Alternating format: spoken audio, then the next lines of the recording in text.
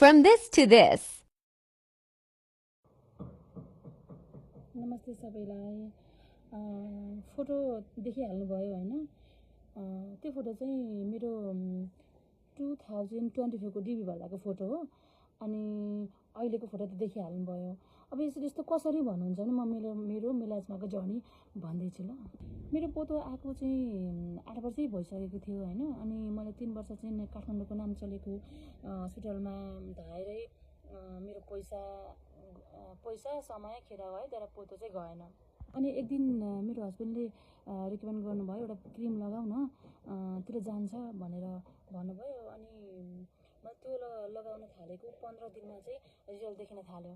मेरो स्किनको पोतो फेड हुँदै जान थाल्यो।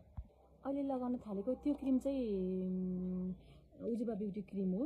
अनि अहिले लगाउन थालेको 3 महिना अलिक बढी भयो। त्यसपछि 90% मेरो पोतो गएको छ। अनि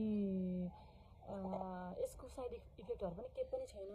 रेडनेस हुने, रोग आउने यस्तो केही पनि छैन। अनि यो सँगसँगै स्किन केयर पनि महत्त्वपूर्ण छ। स्किन केयर रुटिनमा चाहिँ पहिला फेस वास गर्ने, त्यसपछि मर्निङमा, अनि त्यसपछि सेरम लगाउने, सेरम लगाइसकेपछि मोइस्चराइजर लगाउने, त्यसपछि सनस्क्रिन इम्पोर्टेन्ट छ।